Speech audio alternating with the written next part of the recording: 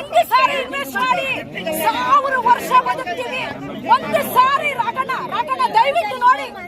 ನಾನು ನಿಮ್ ಜೊತೆ ಇದೀನಪ್ಪ. ಒಳ್ಳೆ ತೆಗೆದುಕೊಂಡು ಎಲ್ಲ ನಮ್ಮ ಪ್ರಯತ್ನ ಜೊತೆ ನಾನು ರಾಜಕಾರಣ ಮಾಡ್ತಾ ಇಲ್ಲ. ರಾಘಣ್ಣ ಅನೇಕ ಸಾರಿ ಬೈದಿದೀವಿ, ಅಂದಿದೀವಿ. ನೀವು ನನ್ನ ಕ್ಷಮಿಸಲ್ಲ ಅಲ್ಲ, ನೀವು ನಮ್ಮನ್ನು ಕ್ಷಮಿಸಲೇಬೇಕು. ಒಂದು ಸಾರಿ ಬದುಕಕ್ಕೆ ಅವಕಾಶ ಮಾಡಿಕೊಡಿ. ಒಂದು ಸಾರಿ ನೀವು ಕಾಲಿಗೆ ಬೀಳ್ತೀನಿ. ಒಂದು ಸಾರಿ ತಾಯಿ ನೀ ಏನೇನು ಮಾತಾಡ್ತಾ ಅಲ್ಲ. ತಾಯಿ ಮಕ್ಕಳಿಗೆ ಕಿವಿ ಹಿಡಿದು ಬುದ್ಧವಾದ ನೀವು ಯಾರು ಹೇಳ್ತಾರವಾ ಆ ಜಾಗದಲ್ಲಿ ನೀವಿದ್ ನನಗೆ ಹೇಳಿದೀವ. ಆತರ ಏನಿಲ್ಲ. ಆತರ ಆಯ್ತು. ನಾನೊಂದು ದೇವ್ರ ಮಚ್ಚೆ ಮಾಡ್ತೀನಿ. ಒಂದು ಸಾರಿ ಇನ್ವೆಸ್ಟ್ ಮಾಡಿಸಿ.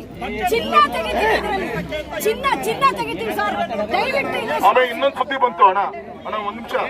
ಇನ್ನೊಂದು ಸುದ್ದಿ ಬಂತು. ಸೇಲಂ ಫ್ಯಾಕ್ಟ್ರಿಗೆ ಅಲ್ಲಿಗೇನೋ ಸೇಲ್ ಅಥಾರಿಟಿಯಿಂದ 500 ಕೋಟಿಯನ್ನು ಕೊಡ್ತಾ ಇದಾರೆ ಅಂತ ಸುದ್ದಿ. ಅದು ತಿಳ್ಕೊಂಡೆ ಅಣ್ಣ, ಸುಳ್ಳು. ₹1 ಇಲ್ಲ. ನಮ್ಮ ಭದ್ರಾವತಿ ನಿಮ್ ರಾಘಣ್ಣನ ಶಕ್ತಿ ನೀವು ಅರ್ಥ ಮಾಡ್ಕೊಳ್ಳಿ.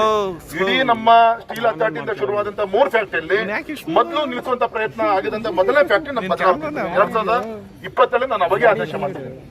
ಇದು ನೀವು ದಯವಿಟ್ಟು ಅರ್ಥ ಮಾಡ್ಕೊಳ್ತೀನಿ. ಇದ್ರ ಮೇಲೆ ಈ ಹಗ್ಗ ಜಗ್ಗಾಟ ನಡೀತಾನೆ ಇದೆ. ನಾನೊಬ್ಬ MP ಆಗಿ ಈಗ ನೀವು ನನ್ನ ಕಣ್ಣಿಗೆ ನನ್ನ ಗಮನಕ್ಕೆ ತಂದ್ರಿ ಈ ತರ ಕೊನೆ ಮಳೆ ಹೊಡೆಯೋ ಪ್ರಯತ್ನ ನಡೀತಾ. ಸೂಕ್ಷ್ಮ ಹೇಳಿದ್ರಲ್ಲ, ಇಷ್ಟು ಹೇಳಿದಲ್ಲ. ನಾನು ಹೇಳ್ತಿದ್ದೀನಲ್ರಿ, ನೀವ್ ಹೇಳಿದ್ ನನ್ ಕಿವಿ ಬಿತ್ತು. ನಾನು ಇವತ್ತೇ ಅದನ್ನು ಅಟೆಂಪ್ಟ್ ಮಾಡ್ತೀನಿ ಅಂತ ಹೇಳಿದ್ನಲ್ಲ. ಇದನ್ನೇ ತಾನೇ ನಾನು 1.5 ವರ್ಷದಿಂದ ಮಾಡ್ಕೊಂಡ್ ಬರ್ತಾ ಇರೋದು. ಹಗ್ಗ ಹರಿದ್ರು ಕೂಡ ಹಗ್ಗ ಗಂಟೆ ಹಾಕೊಂಡು ಹೇಳ್ಕೊಂಡ್ ಬರ್ತಾ ಇರ್ತಾನೆ ರತನ್ನ. ಎಲ್ಲಿ ಬೀಸೋ ತೊಂಡೆಯಿಂದ ತಪ್ಪಿಸೋ ಕೆಲಸ ಮಾಡೋಣ. ದೇವ್ರ ಅದು ಯಾವತ್ತು ಕಂಡ್ಬಿಡ್ತಾನೆ ಒಳ್ಳೇದು ಮಾಡೇ ಮಾಡ್ತಾನೆ. ನನ್ಗೇನೋ ವಿಶ್ವಾಸ ಇದೆ. ನಾನಂದ್ರೆ ನಿಮ್ ಜೊತೆ ಇದ್ದೀನಪ್ಪ. ನಮಸ್ಕಾರಪ್ಪ. ಸಂಕ್ರಾಂತಿ ಹಬ್ಬದ ಶುಭಾಶಯಗಳು. ಒಳ್ಳೇದಾಗ್ಲಪ್ಪ. ನಮಸ್ಕಾರ. ಹೇಳಪ್ಪ.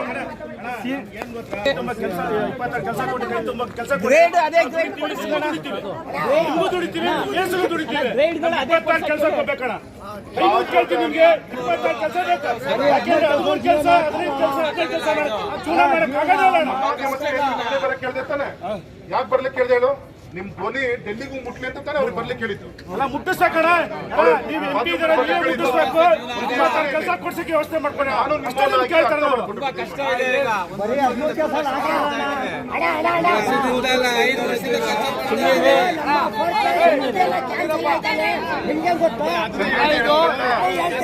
ನಾನು